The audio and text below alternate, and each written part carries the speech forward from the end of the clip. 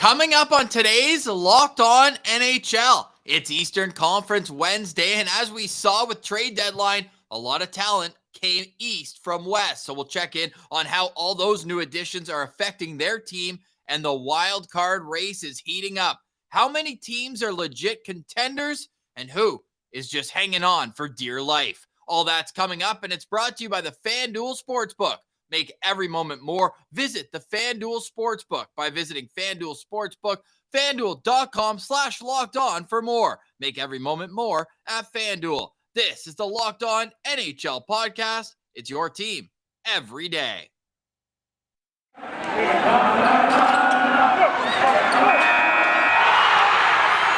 You're Locked On NHL, your daily podcast on the National Hockey League. Part of the Locked On Podcast Network. Your team every day.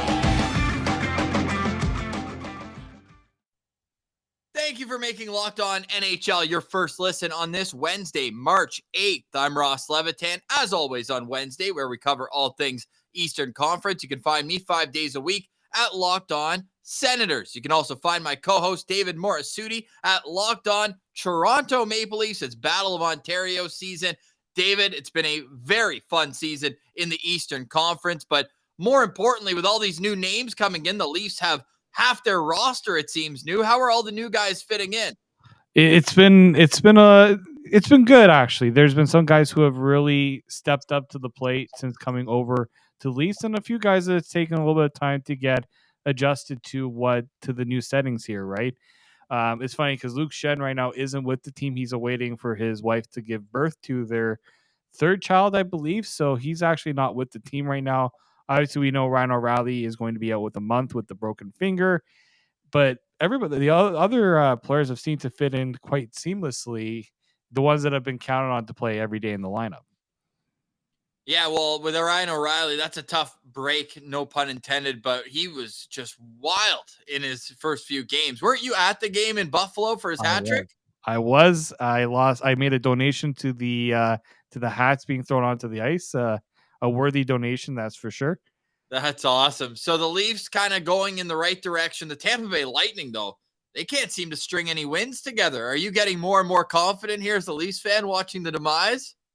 Oh, of course. I mean, first and foremost, just to have that separation, a little separation in the standings, because the Leafs didn't have much margin for error when it came to trying to secure that home ice advantage for that first round matchup. So to see the Lightning kind of tail off, we've seen it before. And I know a lot of people aren't worried. I mean, they did pick up the win against Philadelphia the night before, but I mean, they should beat Philadelphia. But it's not just that the Lightning were losing, but it was how they were losing. Like, they were benching Kucherov, Stamkos, and Braden Point against the Buffalo Sabres because of how bad that game was going for them. Like, usually coaches don't like to push those buttons unless they absolutely have to. And I think John Cooper is just trying to send a message to the team, because their play of late has not been very good. No, it hasn't at all. And as a fan of the Ottawa Senators, I'm looking at their losses. Like, you really had to lose to Buffalo, Pittsburgh twice, Florida as well. Like, they're giving all these wild card teams life. And it just sucks to see, because you're expecting the Lightning to kind of be that dominant team that's winning games. Only 2-4-2 in their last 8 games, 3 wins in their last 10. And one of those wins came against the Ducks. So put a big asterisk on that one. Even a shootout loss to the Arizona Coyotes, where you got to give goaltending credit. A 0-0 game as a goalie-friendly show at Locked On Senators. We got to shout that out. But we only talk about 2 and 3 in the Atlantic because number 1 is locked up, key. Nothing going to change here. 10-game win streak for the Boston Bruins, and it seems like nobody even cares. It's just kind of expected at this point in the season. Yeah, it's not nice to see if, especially the Leafs thought maybe at one point in the season they had a chance to catch up to Boston when they were meeting them, and then Boston just like, no, this is like lock and key, nowhere close. I mean, it's almost a 20-point advantage, and the Bruins have games in hand on the Leafs and pretty much everybody else in the East. So it doesn't make you feel that much better. But I mean, you at the same time, the Bruins aren't going to get much of an easy matchup when you're looking at some of these wild card teams that are vying for the wild card and how good they've been playing. Like Senators, like that team has been buzzing. And unfortunately, that could be the prize for the Senators, is to play Boston in round one. But Any idea what the record is against Boston this year? I know it's not actually. I know it's not great. I know that the Bruins have picked up a couple of wins on them. Oh, nobody. No, Ottawa's got 2 wins in 3 games, pal. there you go. One, it took a shootout, and it was a shooting gallery against the Sens Yeah. right around Christmas. They were able to kind of squeeze that one out. Then they beat them 7-5 in the home opener in Ottawa. So I was boots on the ground for that one. And it was Family Day Monday that Boston got the better of Ottawa. But that's before Boston added all of this talent. You saw Tyler Bertuzzi make his debut, got an assist in that game. Coming up in the next segment, we are going to get into how all the new faces in the conference are doing, and not all of them have come from the West. You mentioned Rasmus Sandin, former Maple Leafs defenseman, seems to have found a home here in Washington, but just the amount of talent in the Eastern Conference. Like you saw Timo Meier come west to east. You saw Jacob Chikrin come west to east, Patrick Kane, and the list goes on and on. Shane Gostisbehere, what a pickup for the Hurricanes, who seem to be in on Chikrin, and then they're like, nah, why don't we just pay a third-round pick and get an offensive mobile defenseman? We have our stud defensive guys like Slavin, like even Brett Burns has become a two-way defenseman there. Brett Pesce, the other guy whose name eluded me a moment ago, but they have so many defensive guys. It's like, hey, we know that he's a bit of a liability in his own zone, but man, he puts up points, and that's what he's been doing with 4 points in 3 games since joining Carolina. The Hurricanes look great. Maybe a bit of a hiccup yesterday in a shootout win over Montreal, but just taking it into a shootout might have been enough to, grit some teeth down in Carolina. But man, 8-2 in their last 10. But going back to Boston briefly, you look at them as a team that doesn't even have 10 regulation losses all year. They're 49-8-5. Must be fun being a fan of that team. I mean, 237 goals scored, a plus 105 goal differential, David. It is just absolutely ludicrous. The best team in the Western Conference has a plus 44 goal differential. You're looking at more than double when it comes to the Boston Bruins. It really is remarkable. I know it is. You have to you tip your cap. I was when they brought in Jim Montgomery, I was skeptical about whether that was the right fit for that team, right? And people were wondering if that team had anything left. Patrice Bergeron was, considering retirement, and he comes back. David Krejci returns to the NHL, and there was all that talk about David Pastrnak and his contract status and whether he was going to be looking to go elsewhere for a big payday. And of course, in annoying fashion, everything seemed to kind of work out in favor for the Bruins. Coach is good.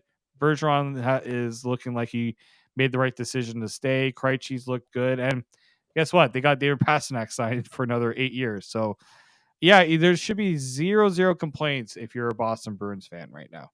And their newest addition on the back end, Dmitry Orlov, is going off. What a huge pickup. We'll get into his numbers and a whole lot more coming up next on Locked On NHL. Today's episode of Locked On NHL is brought to you by the FanDuel Sportsbook. It's the official sportsbook of Locked On. The midway point of the NBA season is here, and we're going down the race to the finish line in the NHL. It's the perfect time to download FanDuel. It's America's #1 sportsbook. And because new customers get a no-sweat first bet up to $1,000, that's bonus bets back if your first bet doesn't win.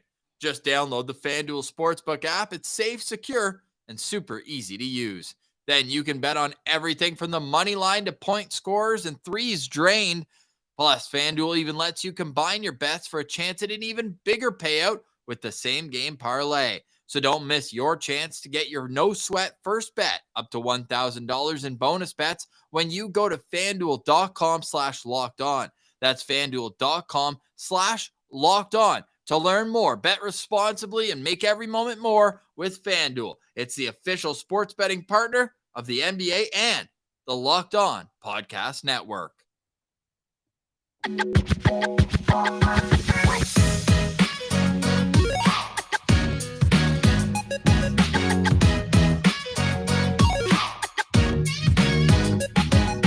All right, you're listening to Locked On NHL. Your team every day, part of the Locked On Podcast Network. And the beauty of the Locked On Network is local experts on the biggest stories every single weekday. We got 35 shows on the NHL channel. Go check out what the Leafs are doing. Locked On Maple Leafs. We got the Locked On Canucks guys going, huh? What's going on out west?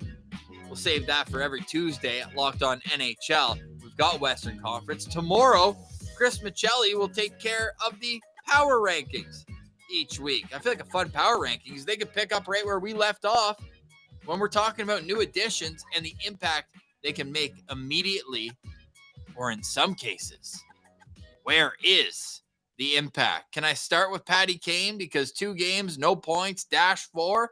I mean, everyone was talking about how low the price was, David, for Patty Kane, but is this a guy who's just trying to find his way with a new team after so long in one spot? Are you betting on Patty Kane to bounce back here and be a big contributor down the stretch? Well, it's funny because there was a while where people didn't want anything to do with Patrick Kane going before the trade deadline.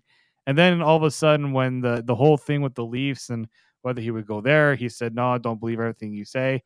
He just decided, I'm just going to go back to being Patty Kane again and scoring a bunch of goals, scoring a bunch of hat tricks. And then the Rangers just like, oh, okay, I think we can make this work. Kind of, I think he really wanted to make that move to the Rangers. And it's gonna take time. It's a new surrounding. Like he's been with Chicago for so long. Like there's probably a bit of a shock to the system there.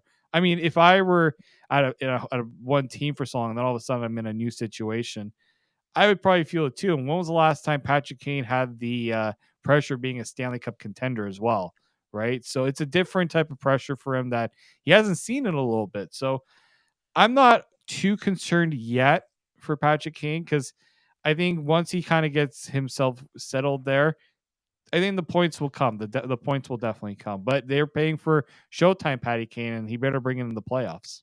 Yeah, I wouldn't be too worried if I'm a New York Rangers fan. He'll find his footing and find a way to sneak in there. The Rangers, though, lost 2 games in a row. They lost the Senators on Thursday night in a game where Derek Brassard was playing his 1,000th game, and that's a rink where he's pretty familiar with, played a lot of years with the New York Rangers. So that must have been a bit of a kick in the teeth. And they were playing that game with only 5 defensemen because of cap situation and trying to fit Patty Kane in to the lineup. That was actually his debut. Right now, he's on a line with Vinny Trocheck at center and Artemi Panarin, his old running mate in Chicago, playing the left side on that. They're listed as the second line, which I find hysterical. But at the same time, you look and they've got Zibanejad, Kreider, and Tarasenko up top. We're not going to count Tarasenko as a deadline acquisition because him and Nico Mikola came over so early on in the trade season, if you will. But still worth noting, Patty Kane, not off to the hottest start in New York. Now, they're on a crash course to play the New Jersey Devils in the first round of the playoffs. It took Timo Meier a little time to get over and in the lineup. He's actually only played 2 games with the Devils and has just 1 goal. It came in Arizona. He is the type of guy where I would be even less worried about him. They've got him in a position to succeed, playing on a line with Jack Hughes and Jesper Bratt. What do you think he does to that series where it's going to be the Rangers? That's a heavy team. They've got a lot of big defensemen back there, and most notably Jacob Trouba. Keep your head up when he's on the ice. But what do you think that the Timo Meier effect could be in New Jersey? Yeah, I got to see him a little bit against the Leafs. That was the second game he ever played. It was actually his home debut with New Jersey. Yeah, I see a guy who's a big body. He's going to get into those tough areas because let's be face it, Jack Hughes is a bit of a smaller player. He has bulked up a little, but he's not going to be the one crashing into going to retrieve the puck as much. He's going to rely on Timo Meier to do a little bit of that. But I think once he develops that chemistry with Jack Hughes and Jesper Bratt, he's going to start scoring some goals. That's what they brought him in to do, to score goals. But they also know that they're going to need him to be a bit of a physical presence. He was probably the best power forward available heading into the trade deadline for a reason. He's a big body. He doesn't mind getting into the physical game. And yeah, you mentioned the New York Rangers. Like that is their game. They want to be physical. They want to wear down their opponents. So Timo Meier is and Timo Meier's seen a lot of that from the Western Conference. They play a very heavy game, so I think it suits him well. It's just going to take him a little bit of time to get used to, you know, the arms race that is the Eastern Conference. Yeah, and the longest arm had to be the Boston Bruins going out and getting Garnet Hathaway on their 4th line. I'm kind of working my way up in terms of value because then you got Tyler Bertuzzi, who's starting on the 3rd line. And then the number one pair defenseman, Dmitry Orlov. And I don't know if you've seen Bruins fans, they've been spelling his name Orr, as in Bobby Orr with 2 R's, Dmitry Orlov. But my God, 9 points in 4 games with the team. And they actually, or sorry, 5 games with the team, but they actually all came in the last 4 games. He had back-to-back 3-point games. And it's got to help when you're playing with a guy like Charlie McAvoy. Oh, it certainly does. And I'm not. I'm a little. I'm obviously surprised that at the scoring clip that he has with the Bruins, but I know this was a guy that had some offense to him. Like, at one point, I know his career high was 35 points with Washington, but he scored 12 goals, like as a career high. Like that. That's not too bad for a defenseman that's not named John Carlson on that Washington Capitals team. He's not getting the top power play time, so that's probably a big change for him with Boston is being able to get more of those offensive opportunities. Now, to be fair, his shooting percentage is a little bit inflated right now. So I do think the points will even out a little bit, but just to be able to add a top pairing defenseman and not have to pay the arms race that a lot of other teams had to pay. I think the Bruins did quite quite well for themselves. I when I saw the trade, I wasn't too thrilled as a potential, someone that the Leafs could potentially see in the playoffs. To see the Bruins go on and be able to add a defenseman of that caliber, but yeah, you got to give Don Sweeney a lot of credit. That was a very shrewd move on his part.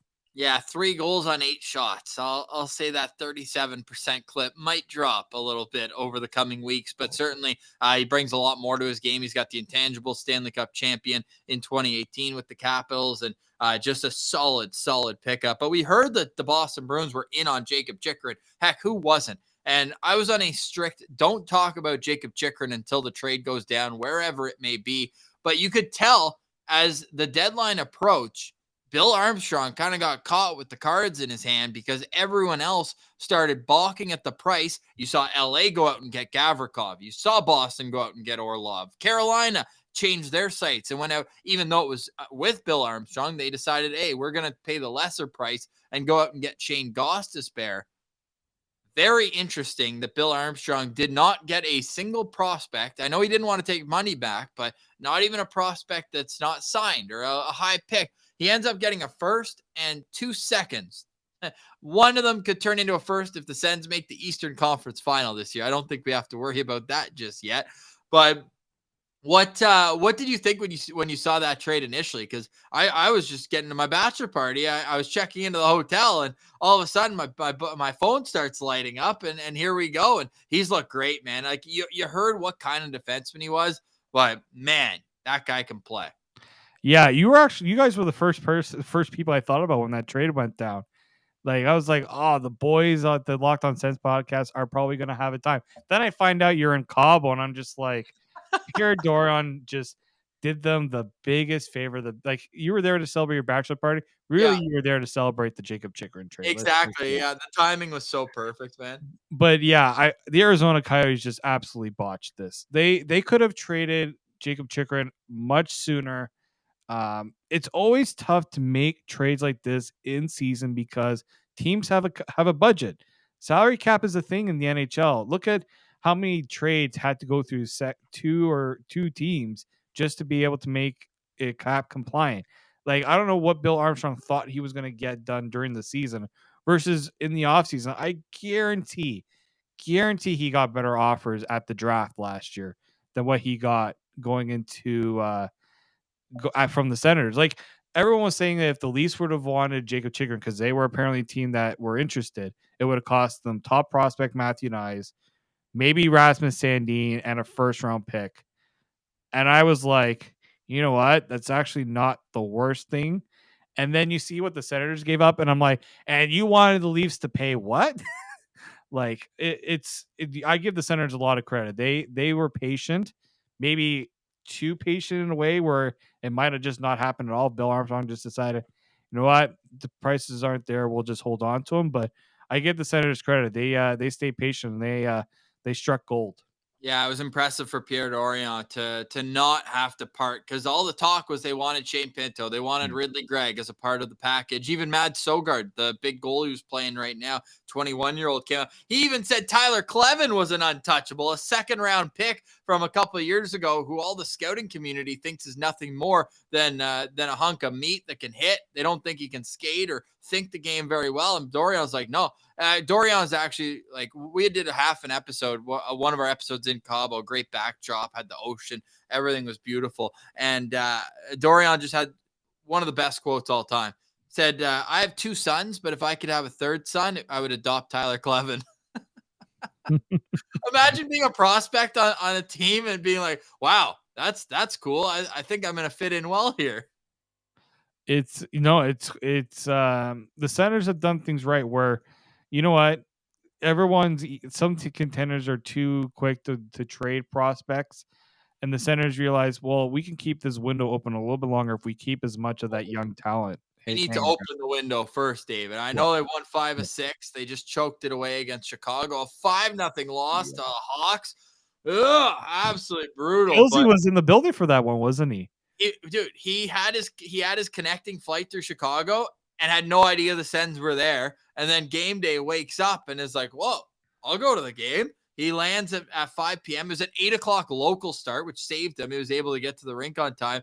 And yeah, he probably regrets that decision, but the United Center is a bucket list spot. Yeah. So that'd be pretty sick to go to. Unfortunately, the game didn't quite go in the right way. So yeah, he was boots on the ground for that one. Tough finish. We talked about that at Locked On Center. Sorry, coffee's going down the wrong way, but we'll battle through here at Locked On NHL. Speaking of the Senators, the wild card race is heating up. Coming up next, we'll get into the who has it and who's just hanging around, who's in the race and who is on the outside looking in, just sniffing around, seeing if they can get in the right mix to get to a playoff spot in the NHL's Eastern Conference. That's all coming up next. You're listening to Wednesday edition of Locked On NHL.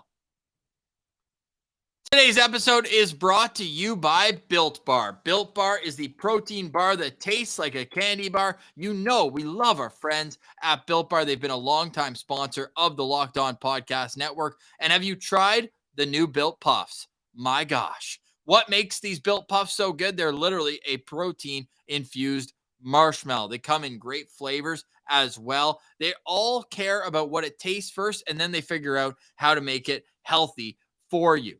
I'm not sure how Built does it, but they literally taste like a candy bar while maintaining amazing macros. 130 calories, 4 grams of sugar, and a whopping 17 grams of protein. So run, don't walk, and go get yourself to a Built Bar right now at your local Walmart or Sam's Club and order your Builts at Built.com. That's right. Head to your nearest Walmart today, walk to the pharmacy section, and grab yourself a box of Built Bars. You can pick up a 4-bar box of cookies and cream, double chocolate, or even coconut puffs. And if you're close to Sam's Club, rub in and grab a 13-bar box with our hit flavors, brownie batter and churro. You can thank Beam later. It's the protein bar that tastes like a candy bar. Go check them out at Built.com. Built.com, protein bar that tastes like a candy bar. It's Built Bar.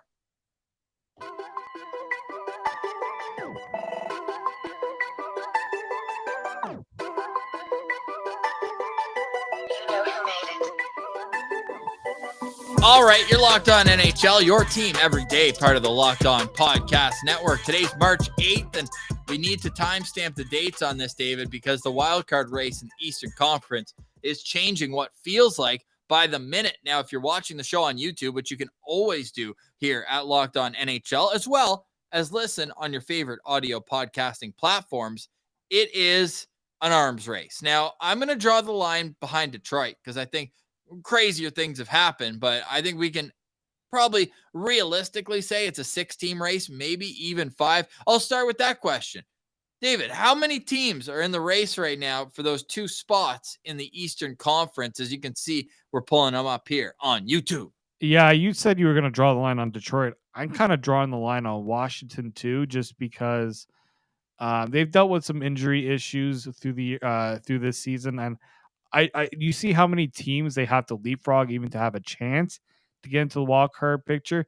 I just don't know if I see it. You look at the way that they approached the deadline; they weren't exactly looking to push for the wild card. So I think eventually, at some point, that team's going to run out of a little bit of steam. They're 3-7 in their last 10. Like that's hasn't been very good for Washington. So I'm towing the line there. So I would say it's a 5-team race right now. 5-team race: Yeah. Buffalo, Yeah. Ottawa, Florida, Pittsburgh, and the New York Islanders. Who are the favorites for you right now? Is it New York and Pittsburgh who are currently in those positions? No, I'm gonna go Pittsburgh, and I'm gonna give Ottawa some love here. I think the way that they've been playing lately, they're doing things the right way. I think the Islanders, they've been doing quite well, but I think they're gonna lose some steam a little bit here down the stretch. They have some games in hand on a lot of these teams, so they're picking up some points, and they almost lost that game against Buffalo. There was that controversial goal that was allowed late in the game that won it for them. I thought the Bruins got the Sabres got a little job there, but I just don't know if New York is if they're gonna have enough to keep this run going. I think Pittsburgh, they're gonna find a way. Crosby and Malkin and Letang are gonna, as long as they remain healthy, knock on wood, I think the Penguins should be able to keep themselves in that position there. Florida, I've just never really liked their team, and I don't know if I can trust them. So I think it's going to come down to the Senators and Islanders for one of those wild card spots. Yeah, don't count out Buffalo. Although they only have one win in their last 5 games, they've got such a potent offense that can strike at any moment's notice. Yeah, it's the games in hand here that everyone has on the Islanders, who've played 66 games, whereas Pittsburgh, Ottawa, Buffalo have all played 63. Florida and Washington at 65 here in the mix. Florida 3 points back of Pittsburgh, Ottawa, Buffalo, and Washington all 5 points back of that final wild card spot. Although if you sort by points percentage, obviously things are a little bit different. But it's going to be such a fun race to the finish line. I know I'm excited about it. The only problem here is that all these teams are playing each other. Like we have Islanders versus Penguins tomorrow night. So what are you hoping for if you're a team that's chasing them? I guess just no overtime Yeah, would be the exactly. simplest answer, right? But hey, plenty of excitement here, and a race that was non-existent last year. What was the difference between 8 and 9? I think it was like 15 points. Yeah, I know this is a total 180 from last year. Like last year was pretty much the playoffs were set in stone quite early. So it's nice to see that there are and it's nice to see that there are teams willing to make those final pushes to make their to kind of load up even just for a wild card race. It was nice to see that. The Islanders have a lot on the line for this season with the Bo Horvat trade. The Senators wanna give these younger guys some playoff experience here. Well, So and now they don't have their first rounder. Yeah, it's top yeah. 5 lottery protected, but right, they don't have a pick to play for right now anymore either. Exactly. So, teams decided, you know what, even though we're not in it, we think we have every opportunity here. So I do like it. It's going to provide some probably some entertainment for the other teams that maybe the playoff race is a little bit defined right now. Yes, it's going to be a fun ride to the finish. David, appreciate you joining us on today's Locked On NHL. You got any final thoughts here as we head into another exciting week? What's on the schedule for the Leafs this weekend? Well, they got the Oilers, so they'll be looking for a little bit of revenge after the basically Connor McDavid show against the Leafs the prior week. So that'll be fun there. I will be in attendance when the Leafs take on the Sabres again. Apparently, there's something about the Sabres Leafs. I love to watch that rivalry. So I'll be able to watch that one in person. So yeah, the Leafs right now just stay healthy and get as much chemistry going with the new guys as possible.